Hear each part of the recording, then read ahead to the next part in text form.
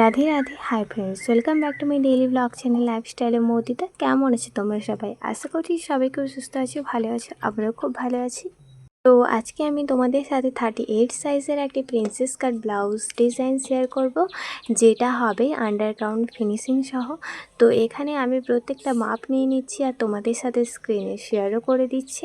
তো সুন্দরভাবে আমি আগে পেপার কাটিংটা করে নেব, তারপরে আমি কিন্তু ফেব্রিক কাটিংটা করব। তো এখানে আমি পুরো সব অল ওভার মার্কিংটা করে নিয়েছি। আর্মহোলের শেপটা দিয়ে দিলাম, যেহেতু এটা ফ্রন্ট পার্ট হবে সেহেতু এরকমভাবে আর্মহোলের মাপটা আমি মানে ভেতরের দিকে 1/2 ইঞ্চ ভেতরের দিকে করে দিলাম। আর এখানে দেখো আমি নেক ডিজাইন যে করব সেটার মাপ নিয়ে নিলাম। তো লেন্থটা নিয়েছি 6.5 ইঞ্চ। তোমরা চাইলে ছোটো বড় করে নিতে পারো। তো এবার যেহেতু আমি প্রিন্সেস কাট করব, সেহেতু আমি ওপর থেকে 10.5 ইঞ্চি একটা দাগ দিলাম। তারপরে একটা লম্বা করে আমি লাইন করে নিলাম। আর আর্মহোলের দিকটা দেখো 0.5-এ একটা দাগ দিলাম। আর এই সাইডটাতে আবার এই যে 1.5 ইঞ্চি দাগ দিয়েছিলাম সেটাতেই একটা লম্বা মার্কিং করে নিলাম। তারপর একটা পার্ট আমি দাগ দিয়ে দিলাম যে কোনটা 1 নম্বর পার্ট এবং কোনটা 2 নম্বর পার্ট। তো আমার তো ডিজাইন করা হয়ে গেছে, এবারে আমি কাটিংটা করে নিচ্ছি। তো নেক ডিজাইনটা পুরোপুরি আমি ফেব্রিকের ওপরেই করব। আর এই অংশটা আমি কাটিং করে নিচ্ছি, কারণ কি ওই অংশটা আমাকে একটুখানি বাড়াতে হবে। তো সেই হিসেব করেই আমি এখানে আগে পেপার কাটিংটা করে নিলাম। তো যেহেতু বাড়াতে হবে সেহেতু একটা কাপড় পুরোপুরি নষ্ট হবে, তো সেজন্য আমি পুরোপুরি ফেব্রিকের ওপরে করলাম না। আমি ফার্স্টে পেপার কাটিং করে নিয়েছি, তারপরে কিন্তু আমি ফেব্রিকের ওপরে করেছি, কারণ কি না হলে এক্সট্রা অনেকটা জায়গা মানে কাপড় নষ্ট হতো সেজন্য। তো তোমরাও চাইলে আগে পেপার কাটিং করে নিতে পারো, তারপরে কিন্তু তোমরা মানে ফেব্রিকের ওপরে কাটিং করো। তো যাই হোক, এখানে আমি পুরো 2 নম্বর পার্টটা দাগ দিয়ে নিলাম এবং এই সাইডটাতে আমি 0.5 ইঞ্চ করে বাড়িয়ে নিচ্ছি। তো কোনখান থেকে কোন জায়গাটা পর্যন্ত আমি মার্কিংটা করেছি মানে বাড়িয়েছি সেটা তোমরা ভালো করে একটু নোটিশ করে নিও। আর এই সাইডে পুরো অংশটা নিয়ে আমি 1 ইঞ্চ করে পুরোপুরি বাড়িয়ে দিচ্ছি, পুরো অংশটাই থাকবে। তো এবারে এটাও মার্কিং করে নিলাম।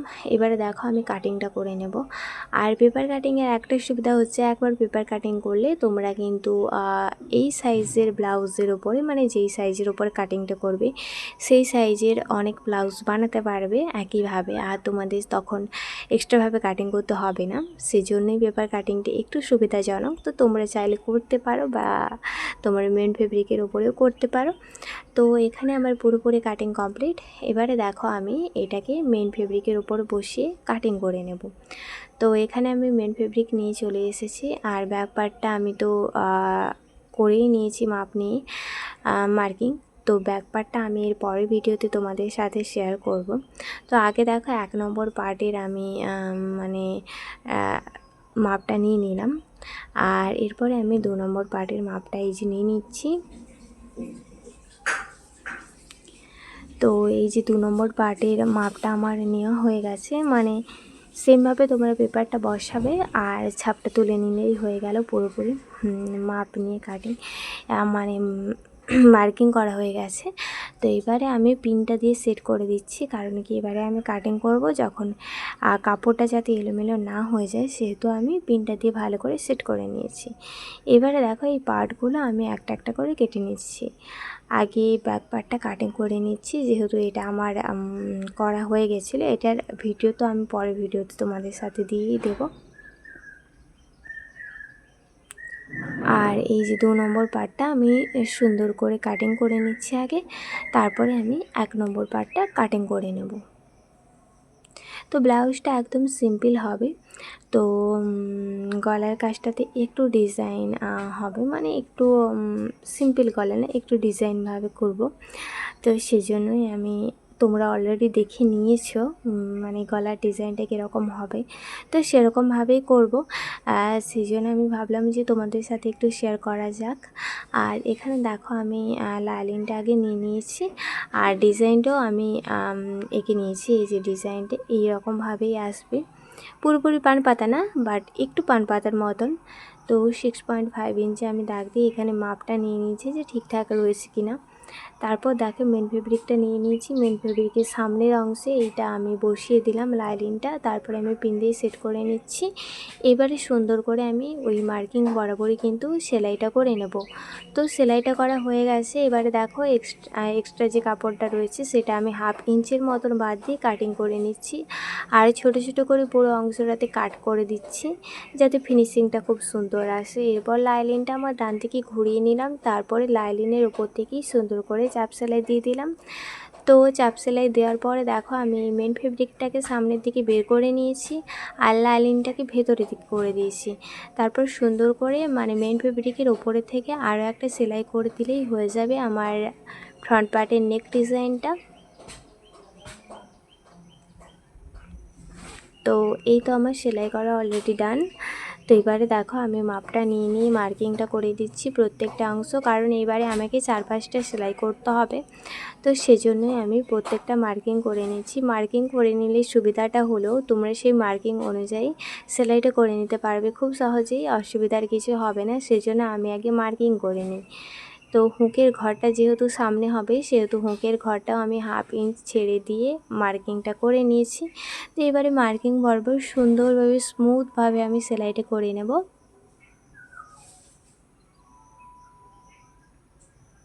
তো এই যে আমার সেলাই করা অলরেডি হয়ে গেছে।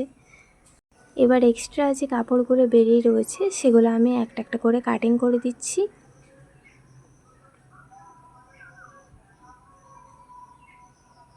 তো আমার কাপড়টা কাটিং করা হয়ে গেছে। এবারে দেখো আমি কি করি। এবারে আমি এই যে 2 নম্বর পার্ট যেটা ছিল সেটাতে জয়েন করতে হবে। আর তোমাদের সাথে ফার্স্টে আমি শেয়ার করেছিলাম যে আন্ডারগ্রাউন্ড ফিনিশিং সহ আমি ব্লাউজটা বানাবো, আর এই জন্য দেখো আমি মেন ফেব্রিকটা আগে সেলাই করে নিচ্ছি। তো মেন ফেব্রিকটা নিয়ে নেওয়ার পর আগে একটা মেন ফেব্রিকের পার্ট দিয়ে সেলাই করে নিয়েছি, তারপর লাইলিনটা নিয়ে সুন্দর করে এই সাইড থেকে সেলাই করে দেবো। তো লাইলিনটা লাইলিনের দিকে রয়েছে আর মেন ফেব্রিকটা মেন ফেব্রিকের দিকে রয়েছে। এইভাবে আমি দুটো পার্ট মানে দুটো অংশ লাইনিং এবং মেন ফেব্রিকের সেলাই করে নিলাম।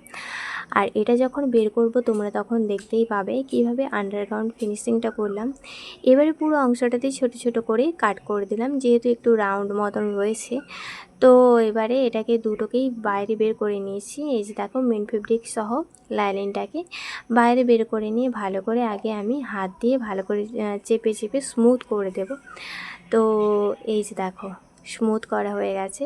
এবারে আমি সেলাইটা করব। তো সেলাইটা করার জন্য উপরের দিক থেকে আমি লেন্থটা নিয়ে নিলাম, ব্লাউজের যে ফাইনাল লেন্থটা রয়েছে সেটা নিয়ে নিয়েছি। সোজা করে একটা মার্কিং করে দিলাম, কারণ কি ওই বরাবরই আমি সেলাইটা করব। আর চারপাশটাও সুন্দর করে আমি সেলাই করে নিচ্ছি, মানে একবারেই 4-5টা সেলাই করে নেব সেজন্য মার্কিংটা করে নেওয়া। তো সাইড থেকে আর্মহোল থেকে পুরো অংশটা আমি এই যে সেলাই করে নিয়েছি।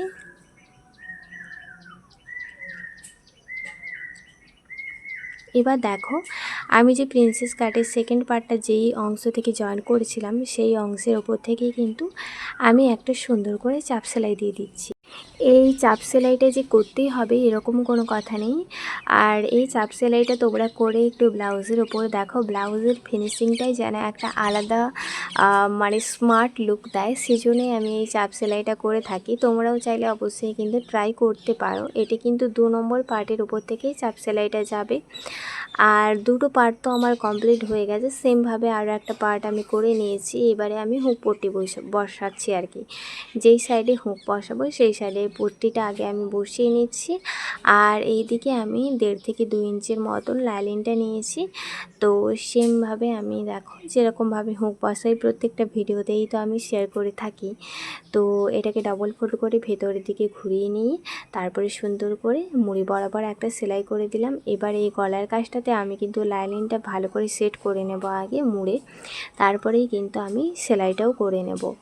তো এইভাবে দেখো আমার হুক পট্টি বসানোর কাজ কমপ্লিট হলো।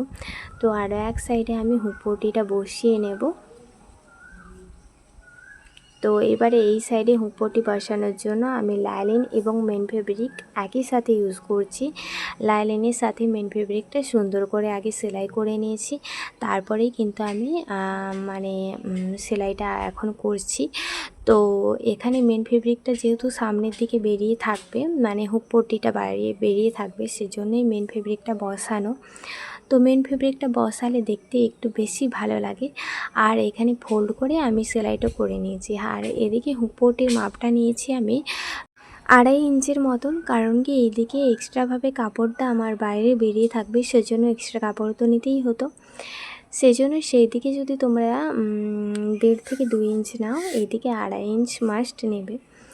তো চারপাশটা সুন্দর করে আমি হুক পট্টি সেলাই করে নিয়েছি।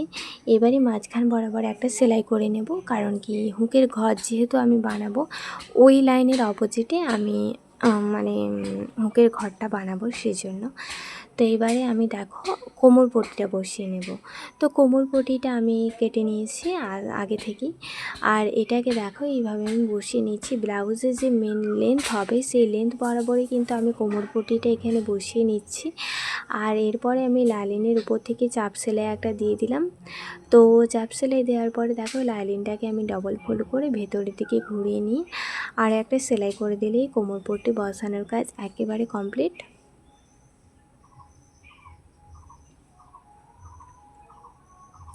ভিডিওটা অনেকটাই লেন্দি হয়ে গেছে, কারণ কি তোমাদের সাথে সব একটা একটা করে শেয়ার করছি, তো লেন্দি তো হবেই। তো যাতে তোমরা বুঝতে পারো এবং নিজেদের ক্ষেত্রে এই ব্লাউজ ডিজাইন নিজেরাই বানাতে পারো, সেহেতু তোমাদের সাথে ভিডিওটা শেয়ার করা। তো ভালো লেগে থাকলে ছোট্ট করে একটা লাইক করে দিও এবং কমেন্ট করে জানিও তোমাদের কেমন লেগেছে। আর আমাদের চ্যানেলটা অবশ্যই কিন্তু সাবস্ক্রাইব করে রেখো। আর সুন্দর সুন্দর নতুন নতুন কাটিং এবং স্টিচিংয়ের ভিডিও পাওয়ার জন্য এর পরের ভিডিওতে আমি তোমাদের সাথে এই ব্লাউজের ব্যাক পার্ট কীভাবে রেডি করলাম সেটাই আমি শেয়ার করব। সেটাও একদম সিম্পল। তো যাই হোক, এখানে কিন্তু আমার ফ্রন্ট পার্টটা অলরেডি কমপ্লিট হয়ে গেছে। এবারে আমি তোমাদের সাথে ফ্রন্ট পার্টের ফাইনাল লুকটা দেখিয়ে দেব। আর এই হচ্ছে আমার ফ্রন্ট পার্টের ফাইনাল লুক ব্লাউজটা রেডি হওয়ার পর। তো ব্লাউজ ডিজাইনটা তোমাদের কেমন লেগেছে অবশ্যই কিন্তু তোমরা সেটা জানিও। আর এর পরের ভিডিওতে তোমরা কী ভিডিও দেখতে চাও সেটাও জানিও। আর ফেসবুক থেকে যারা ভিডিওগুলো দেখছো অবশ্যই কিন্তু আমার ফেসবুক পেজটা ফলো করে রেখো। আর ইউটিউব চ্যানেলটা কিন্তু সাবস্ক্রাইব করতে ভুলো না। তো আজকের ভিডিও নিয়ে এখানেই রাখছি, দেখা হচ্ছে নেক্সট ভিডিওতে। রাধে রাধে।